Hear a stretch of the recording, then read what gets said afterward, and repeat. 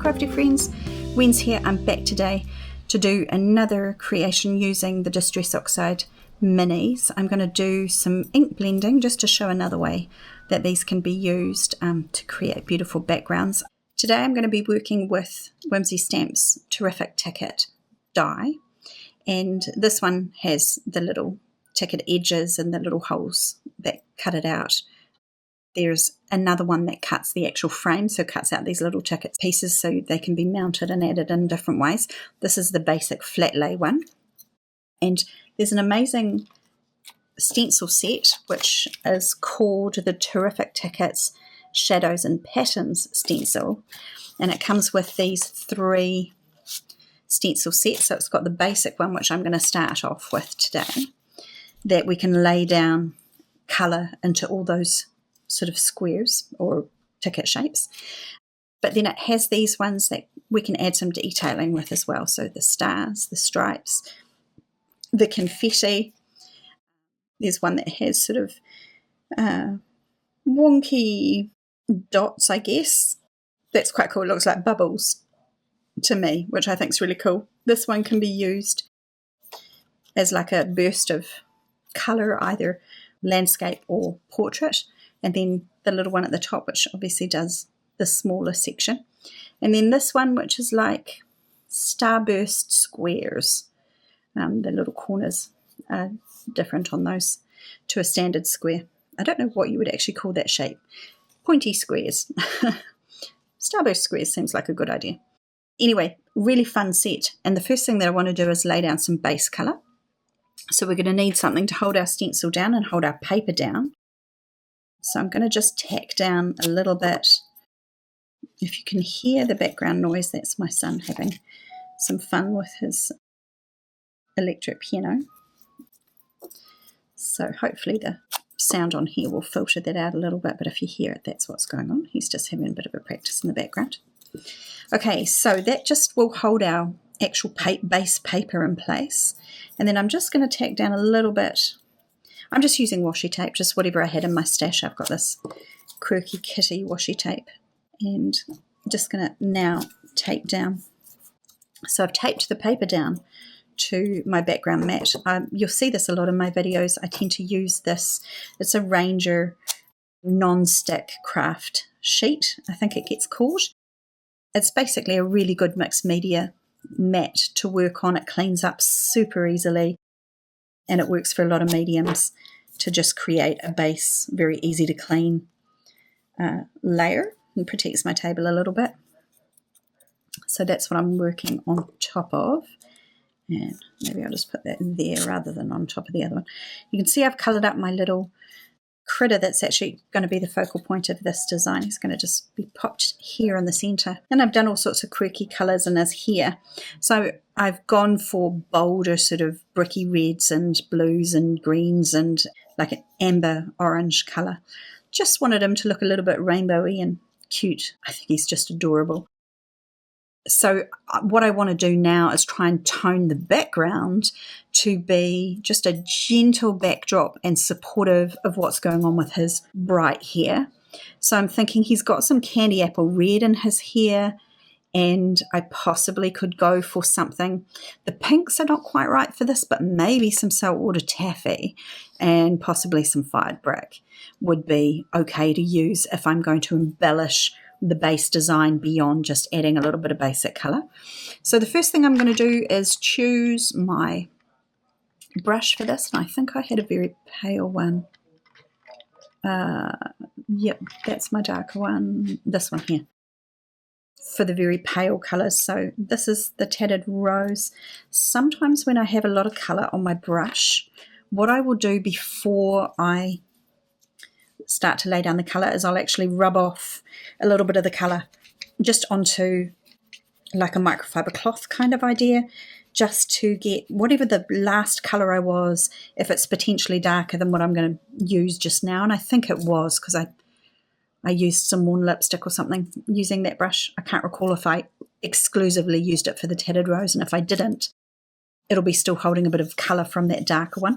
So just giving that a little bit of a clean off on the rag really helps. And now I'm just loading my brush with an all over the bristles. You can see I'm kind of taking my time just putting that on. And I'm going to lay this colour across the whole background. And I want it to be sort of a pretty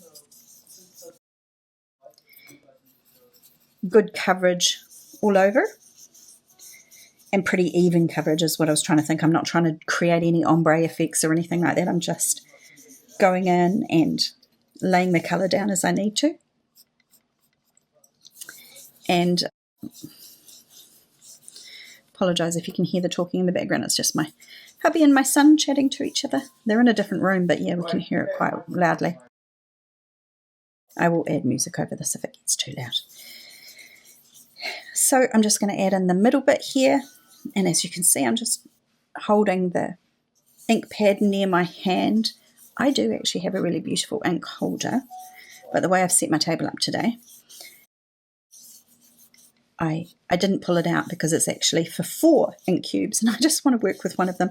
So what I'm doing is just anchoring it against my hand, which is just a really simple, easy way to kind of hold something in place and not need all the special bells and whistles and extra tools. So keeping it simple today. And I'm just laying down all the colour into all the open spaces, which when we lift the stencil off is going to give us a beautiful white framing with a lovely soft wash of colour on the inside of each of these apertures, openings. And we're almost there, we've just got one to go. And just the nature of these inks, they just lay down the colour so beautifully with blending. I find it super easy. To give you information about what I'm blending onto, I sometimes use different paper mediums to ensure if I've got a lot of inks that I'm wanting to use together and I want a really perfect blend. I do have some other paper that I enjoy using, but this is just Hammermill 100-pound cardstock. It's cover weight, I think they call it, and it's just a great kind of everyday basic. I think it's actually just printer paper. It's designed to be printer paper, but it has a special coating on it, so it's coated printer paper. That coating makes it brilliant for working with things like Copic markers, but also ink blending. It's incredibly smooth, and it's one of my favourite papers for that. It's also, incidentally, really great for hot foiling because it's such a smooth paper. So, yeah, Hammermill 100-pound. I think the one I have has a little chameleon on it if you're looking at the different ones. That's our first layer. So now that we've got that particular stencil done, we will lift that one up and move on to the next in our stencil set that we want to use. So I'm going to hold on to my pieces here that I'll reuse, my washi tape pieces, because they can be used again for the next lot. And lift that one up completely, but we'll keep our base down. Doesn't that look amazing, just like it is? You can imagine this little guy kind of sitting in that little gap, looking pretty happy with himself and part of a really cute scene there. Kind of works nicely with his hair, but we're going to bring in some deeper shades. I'm hoping by the end of this it still works well with the colouring that's in him. I don't have a lot of the mini distress inks in different colours, so I'm sticking to my quite close colour family here with 2 sets that have toning reds and pinks and bricky sort of colours. So the next thing that I want to do is choose which one of these patterns I want to put in place and how I want that to lay down in this design. And I'm looking at that and thinking I'm going to end up with a lot of colour on here, and I want it to be still quite subtle. So I'm thinking we'll go this way. And I won't necessarily do the stripes. I think I'm just going to do the stars and maybe the confetti. In the middle here, I think the confetti looks really cute. So what I'll do is I'll ignore that and ink blend these ones, and then I'll shift that over so that I've got, I'm a girl who really enjoys symmetry. So rather than having 3 different patterns on it, I would have that pattern anchoring on that side so that there's a little bit of symmetry going on there. And the stencil was designed with that in mind. You could choose to have stripes on both sides or stars on both sides. The reason why it's laid out like that is not so that you choose every one of these patterns in one hit. It's so that you could choose either that pattern or that pattern or that pattern on your design. It gives you just multiple options, and you can repeat it or use the design in any way you particularly enjoy. I actually think I'm going to do the confetti on this one. I think that'll look really cool. So I'm going to add that in, and then I think I might do the stars behind where the little troll is going to be sitting. Because I don't want to get any colour on here at that point, I'm going to just use the washi tape to cover that over.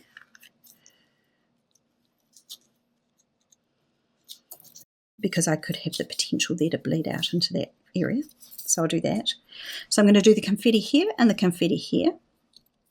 And for that, I think I'm going to use the saltwater taffy because I want it to be quite tone on tone. So I've done the tattered rose as the base one, and then saltwater taffy I'm going to do as the next one along. I'm just going to grab my slightly darker brush. Which one did I use there? That one. Must be that one. And I'll do the same thing again because I think that I ended up using the bricky colours on that. Actually, maybe I will stick with that lighter one and then I don't need to clean it off. So I think we're good. I'm just going to take that little bit of washi tape here and just anchor that top bit, which I haven't done at this stage. Okay, so we're going to load our brush up. It had the tattered rose on it. It's now going to have the saltwater taffy. So this is just a tone-on-tone, gentle, little bit of detailing to add into that side of the stencil. You'll notice as I'm stenciling, I'm using my brush in both directions, both sort of circling one way and then circling back. The reason I do that is because if I only do it in one direction, it's not necessarily getting the reverse of the stencil particularly well inked up. If you do it in both directions, you get really, really good coverage. So that's the bit that we need to do there. I'll just shift that aside, and then I'm going to lift that but leave the... Oh, doesn't that look adorable? And the tone on tone I think looks amazing. So, yep, and then that one we just need to now move that little fella out of the way. We just need to now line up with this particular edge, and then we just need to swap where we had put the washi tape to protect that side of the stencil. We now need it on the other side because we want to protect that central area from getting over blending on it.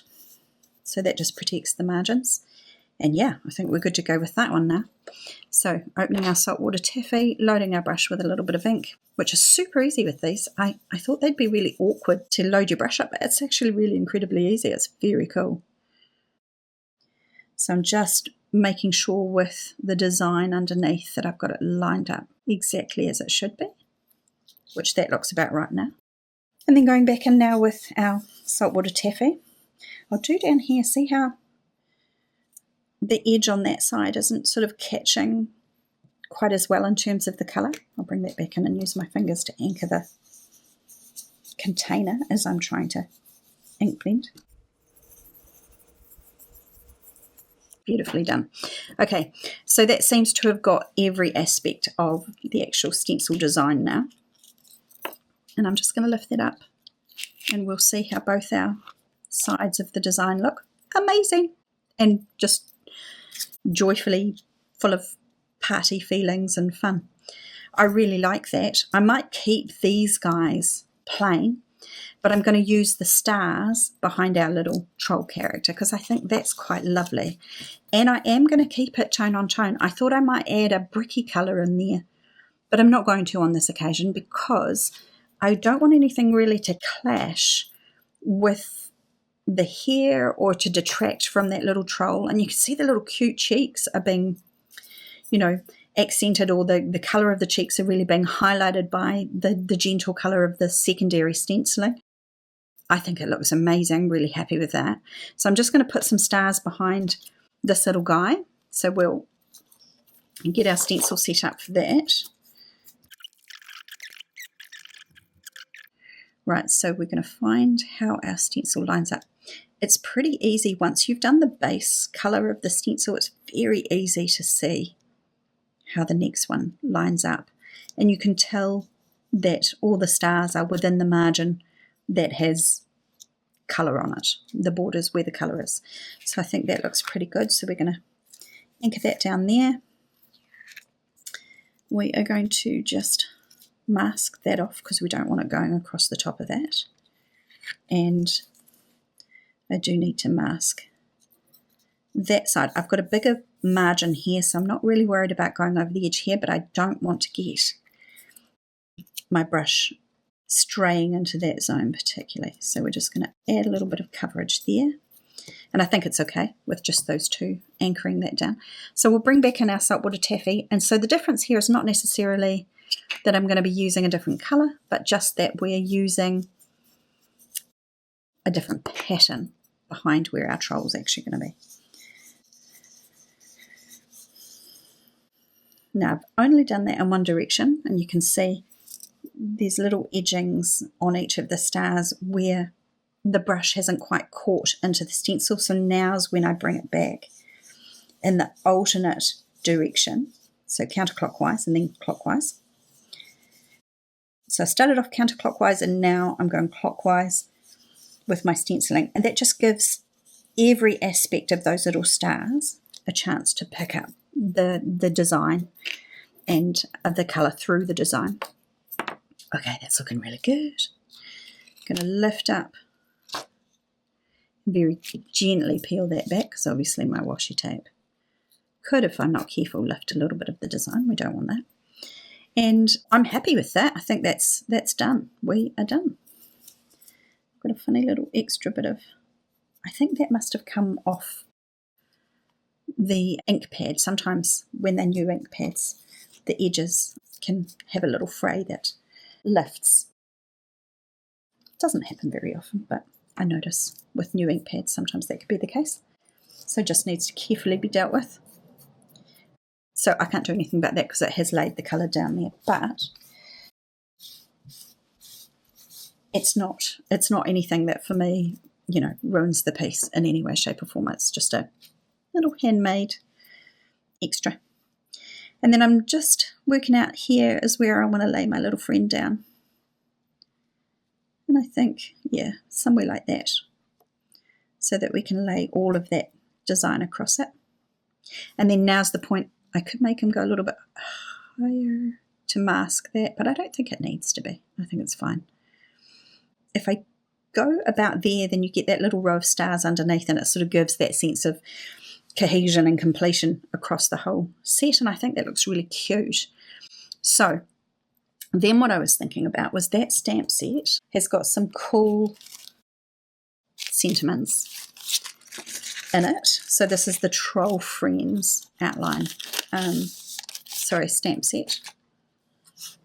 And I'm thinking that's really cute. Smile, and maybe there is always a bright side.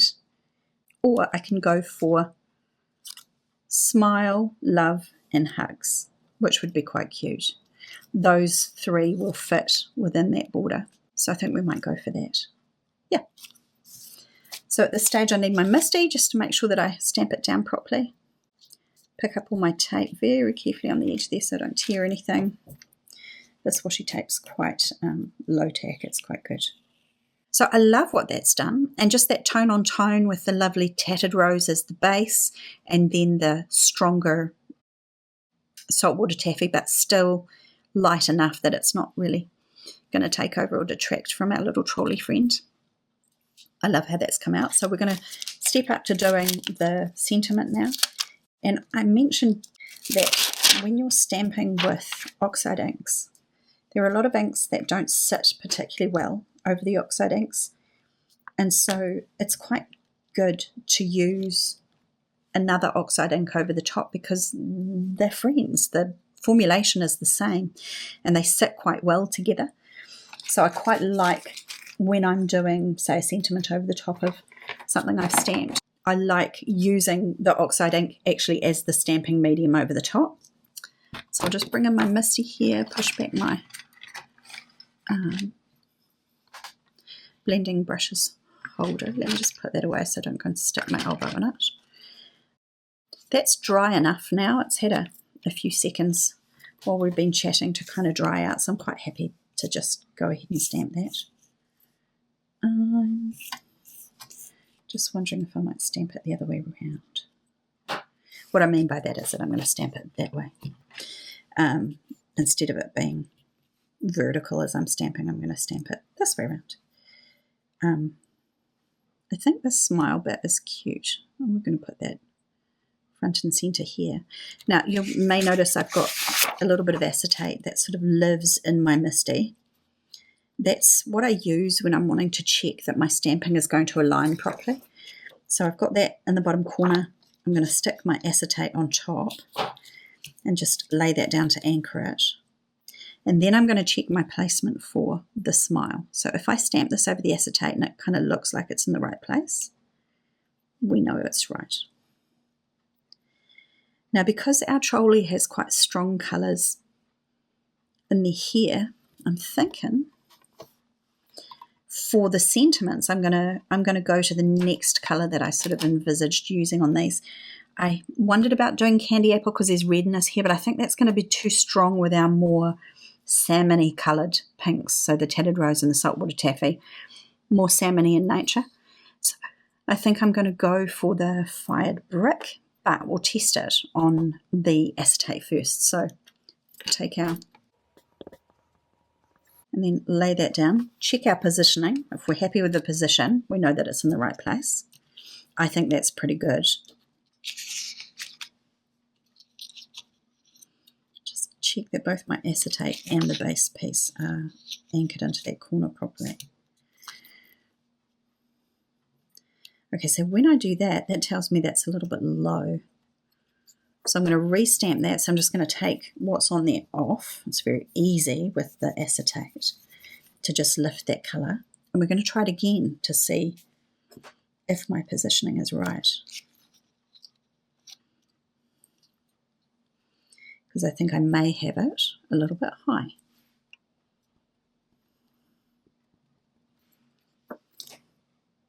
Or a little bit low.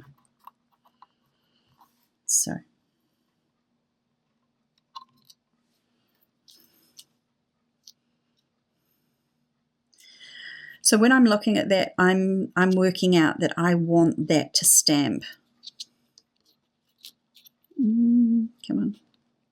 I want to lift the edge of the acetate but move what's underneath it. I kind of want to go that way a little bit.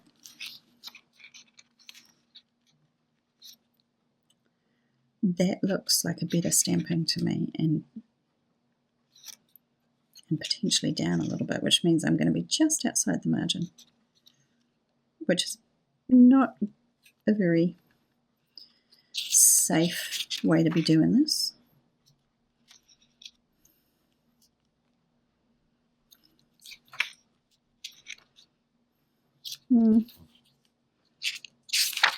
What I'm trying to do is work out exactly where I want it, which is kind of here. And now I need to shift that to be in the corner properly, which is there. So I'm going to lift that, trust that I've got it in the right place, and then I'm going to anchor that down and stamp it exactly where I just put it. And this time it means that our piece is sitting slightly outside the MISTI, but we're going to have exactly the right placement. Yep, perfect.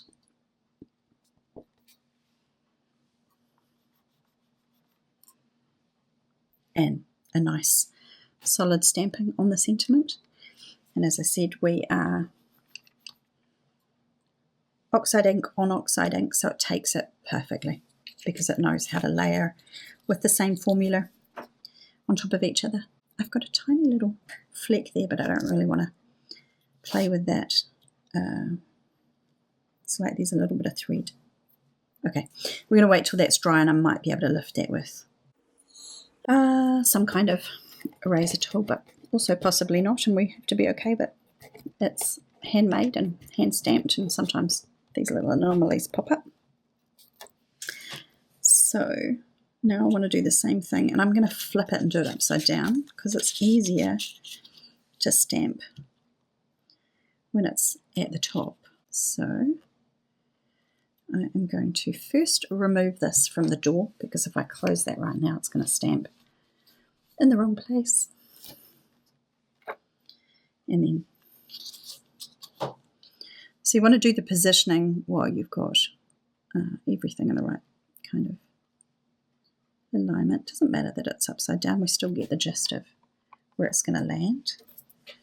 Got that very firmly into the corner. I'll bring back in my acetate piece. Just going to remove the sentiment I previously stamped on there so that we get another idea of how that's going to look. That's firmly in the corner, so we'll see how that lands.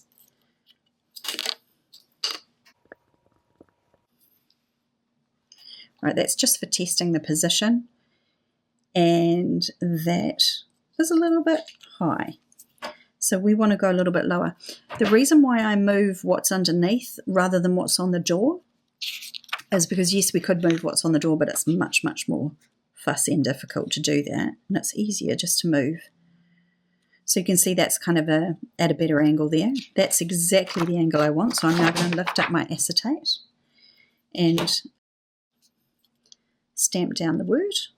The edge is sitting just above the Misty, which isn't brilliant. It's not very secure positioning, but usually with a bit of gentle care and gentle lifting, we get it bang on.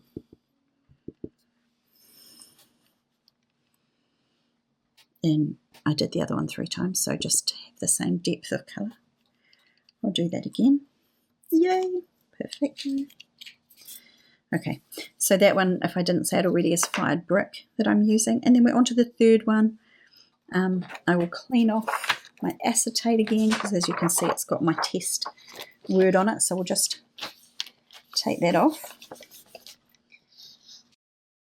And then we've just got the hugs to do on this side, and we will pull this one off the door before we inadvertently stamp it back down somewhere that we don't want it.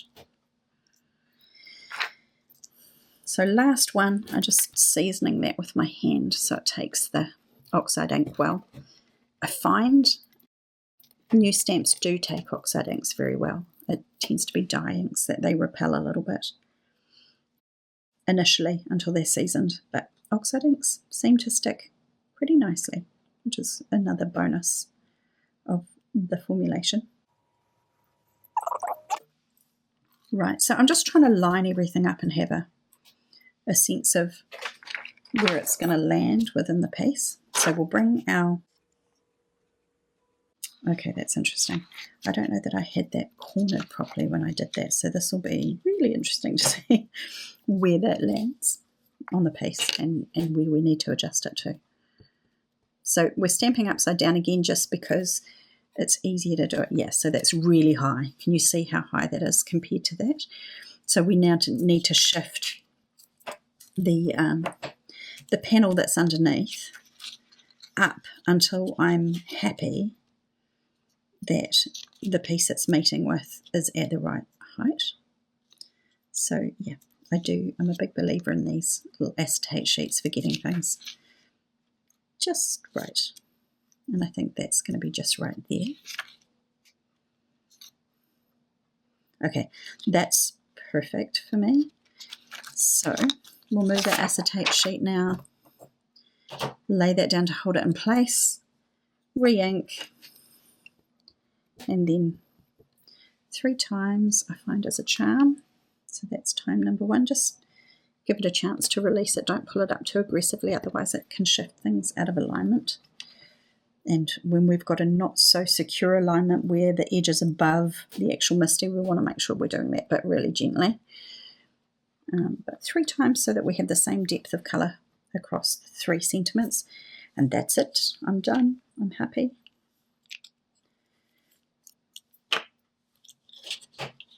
And we have a super cute, now that we turn it the right way around, sentiment that says smile, love and hugs, and our cute little trolley in the middle.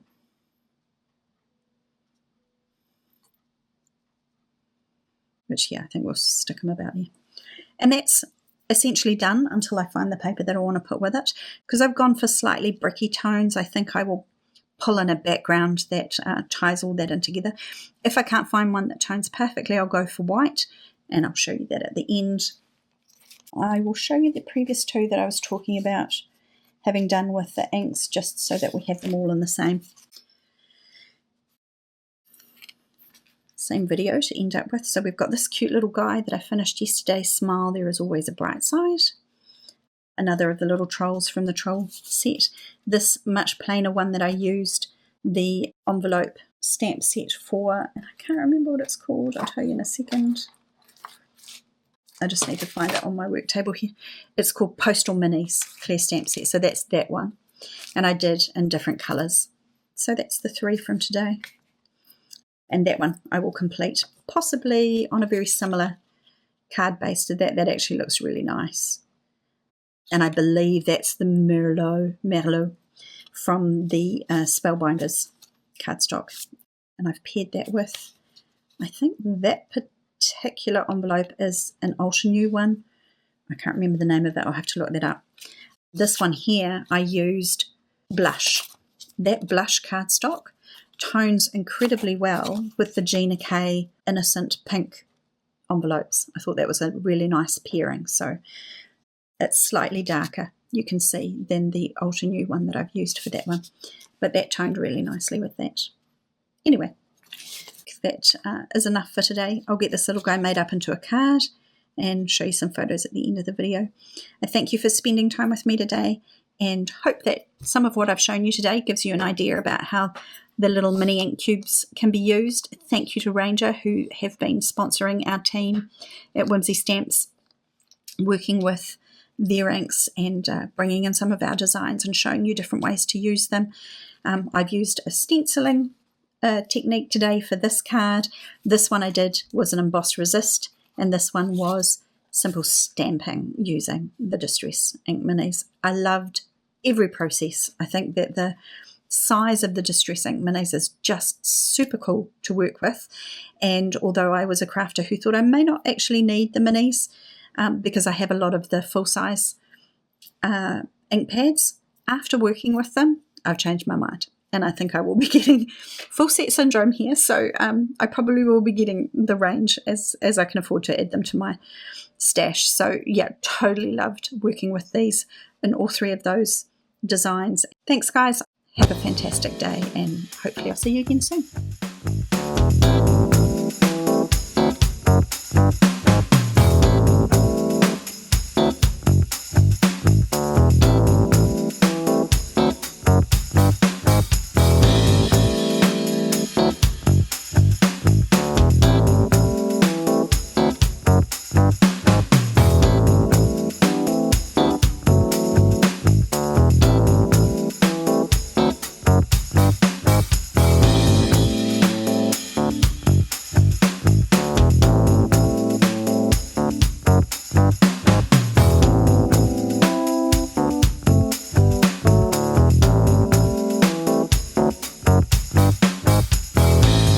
Bye.